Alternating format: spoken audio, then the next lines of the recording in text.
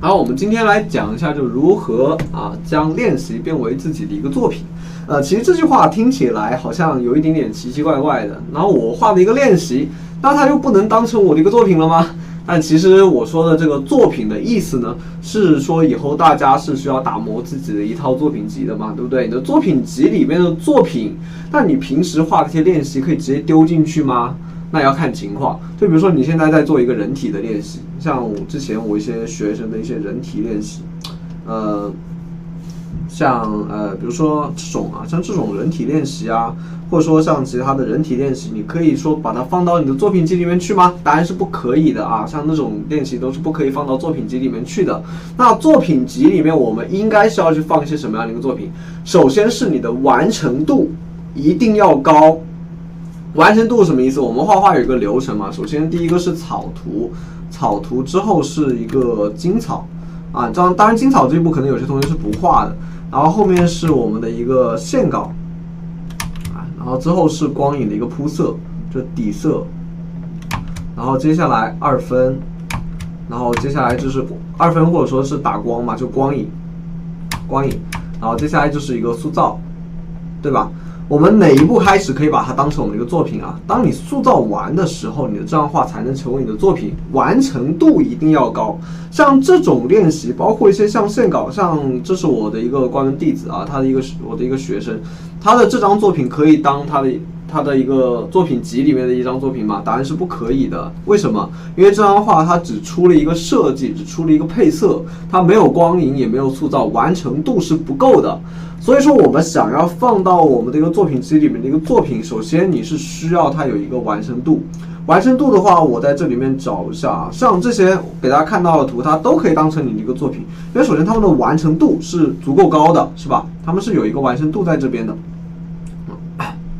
然后这个是第一点啊，其实说要做到这一点的话呢，说简单也简单，说难也难，因为你要做到这一点的话，首先你的一个画技，包括你的一个对于其他东西的画技呢，至少要一个比较成熟的一个状态了。然后如果说你像是这张的话，它其实完成度相对来说没有那么高，这张的完成度作为一张作品来说的话，它其实没有这么高。但是如果说你能够把在这张画里面去体现你的水平，对吧？就比如说这张画，就算它这个线稿可能看起来比较潦草，看起来有点像这个色草一样，包括像手啊这些地方，有些地方都没有画完。但是你看这张画的时候，你就会觉得，哎，它就是这样子的。我觉得它这张作品它就应该是这样子的。这因为什么呢？它的一个，首先它的一个配色，包括它的一个光影，让它整体的画面看起来完整。这个就是另一个重点了，你的画面要看起来完整。有些同学可能觉得画面完整，我就需要去加背景啊，我要去加很多花里胡哨的特效，其实不是的。你只要让你这张画面看它整体的一个它整体看起来是比较舒服的就可以了，不需要让它说什么把背景什么都要去加上去，没必要啊。当然，如果说你是要把这种作品放进你的作品集的话，首先你的一个造型包括你的一个配色一定要达标但是我是不建议大家把这样子相对来说潦草的图放到自己的作品集里面的，好吧？然后像能够放到作品集里面呢，至少要有这样子的一个完成度像这个完成度可能都有一点点偏低了有点偏低了一点点。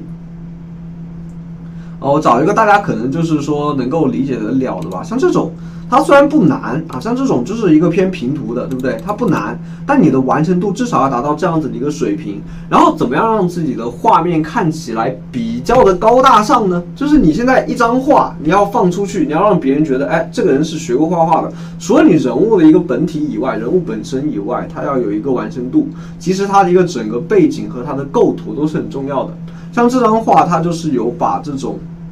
文字加在这种右下角去做成这种海报形式的，你的画面你不要觉得好像我们做这种二次元做这种人设，然后它整个画面的一个编排就不重要了。其实画面编排跟我们的构图是有一点点异曲同工之妙的，所以你可以把这种文字一些信息或者说一些标题什么东西的，或者说想要去加一点这种特效文字，你都可以在这种画面里面去加一下。然后像这种加这些东西呢，也可以帮助你提高自己画面的一个完成度。当你觉得自己这张画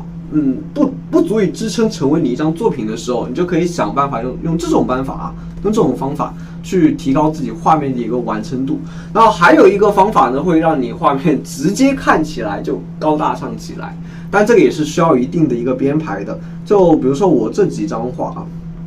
像我的这几张作品，像这是我的一个例会嘛，一个例会它的一个成图是这个样子的。然后你这个成图画成这个样子之后，你单独的做成一个作品呢，已经 OK 了，这样是没问题的。但如果说你想让你这张作品看起来更加的高级，或者说看起来更加的专业，那怎么办呢？你可以想办法去拆分一下，因为你的人物除了人物以外，它是不是它的一个服装设计，包括它的一个背景啊，包括它身上的旁边的一些特效啊，包括它的一些武器啊，包括它手上呀，包括它一些身上的一些什么装饰物啊，你都可以单独的把它拆分下来，像这样子，单独的去拆分下来放在旁边。那如果说你觉得老师好麻烦啊，这个感觉单独的拆一些武器，我可能有些图层我没有分啊，或者我不想去单独的画一个这样子的一个武器了，其实那也很简单，你把你的一个线稿的一个剪影和旁边的一个色稿啊，把它放在旁边，你只要能够让你的画面看起来完整，然后把你的主体物放在一个比较醒目的位置就可以了。这个其实就是我们的一个画面的一个编排，就是你作品集里面的一个编排。然后还有一些其他的，像画三视图那种是稍微麻烦一点点啊。我找一下啊，就比如说这张图啊，这张图的话呢，虽然说我其实就是一张例会，对吧？它其实就是一张例会，很普通的一张例会。然后但是我在旁边加了什么呢？去加了它的一个色稿，以及它的一个三视图。像三视图这个东西，大家要学会去画的啊，这样子是可以去体现你画面的一个专业度的。首先，三视图这个东西基本上是我们学设计的一个必修课。你到后面要去画例会的话，要先出这个三视图的。这个三视图，首先第一个是检查你的设计，一定要好啊。第二个呢，就是你的一个就是什么配色啊，包括一些其他的什么的，都是通过你的一个三视图去展现出来的哈。还有就是它画面的一个黑白灰，其实这两个东西呢，就是线稿啊跟这种黑白灰的一个这种稿子呢，你放在你的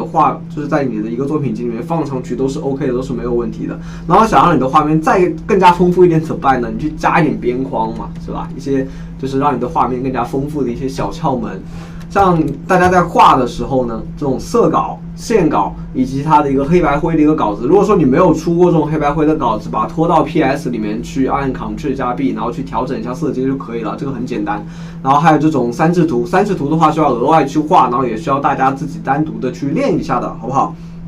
好。然后还有其他的呢，就像是如果说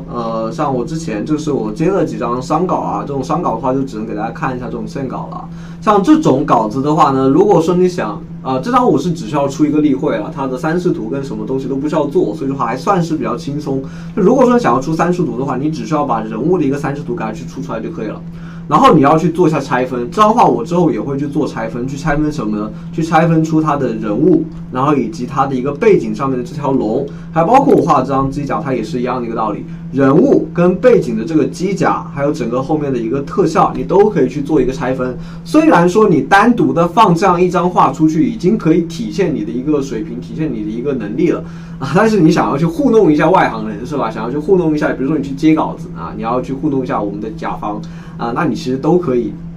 去想办法去丰富你的这个画面，好吧？去丰富一下你的一个画面，这个其实还算是比较简单的吧然后大家平时就是如何将自己的练习变成自己的一个作品呢？大家平时有去画那种比较不错的人体，是吧？比较不错的一个人体练习，或者说比较不错的那种光影的练习啊，或者说一些形体的一个练习，你都可以在这种人体的基础上面自己去做一些创作去加衣服，去加设计。像我给我的一些学生嘛，包括你们之后也会接触到的一个练习我去找一下。就像这种的像这种我会给大家布置一个练习是什么呢？就是我会让他找2张例会，然后一张例会呢去拿他的人体，把他的人体去拿出来，然后一张呢去拿他的一个衣服但是这位同学其实说实话做的不是特别的好，因为他2张人物的一个服装呢是比较相似的。我的理想画是什么？是你找一张现代风格的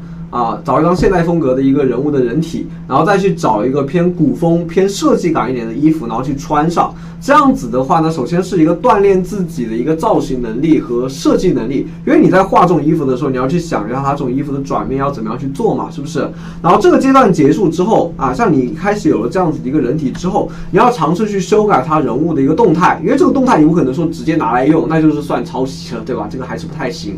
因为你如果说一张画面你的就是它30%的程度跟原图很像的话，那就算是抄袭了我们要去注意到这一点呢，就是不要把自己的画面就是跟原图太像，所以说我们要去学会修改。然后这个人物的话呢，它是一个普通的一个站姿，是吧？然后你可以在这个基础上，因为我会教大家怎么样去画这个体块，在这个基础上面，你去扭转一下它的一个身体，把它的身体去进行一些扭转，把它动态去进行一些扭转，然后再给它去穿上衣服。然后它的衣服的设计去哪里找呢？去淘宝去找去淘宝或者说去卖衣服的一些网站去找，然后有些设计的话呢，你也可以去花瓣里面去搜一下，然后你不要直接去抄他们的设计这样子是不行的，你要把他们的设计你想要去借鉴和参考的话呢，你要去修改。就比如说它这种衣服，像这种款式你可以去借鉴，因为衣服的款式嘛，就那种常见的衣服款式，像水手服、女仆装这些款式呢，你可以去借鉴一下。然后但是它上面的一些花纹跟装饰，包括这种衣摆的一些长度，你是需要去调整和修改的，好吧？然后这个就是教给大家的一个如何将自己的练习变为自己的一个作品的一个小课程就是大家这节课就听一听，这个在后面的话会对大家帮助比较大。然后但是现在如果你是零基础的话呢，还是把这一块也就是人体它最基础的一个东西给它去练好，基础不牢就不要去考虑自己的作品了，好吧？因为你的作品是要去体现你的水平的。如果你把你之前一些比较 low 的一些画可能你几年前画的一些画，或者你现在画的话呢，你想要放在未来的作品集里面，在你水平不够的情况下是不要去放进去的，好吧？因为不管是找工作也好，去外面接稿子也好，你的作品集会直接默认是你的最高水平，所以不要往里面去放滥竽充数的作品不要让自己显得自己作品很多，就往里面塞一些就是精度不那么高的作品，好吧？好，那我们这节课就先讲到这里了，同学们再见，拜拜。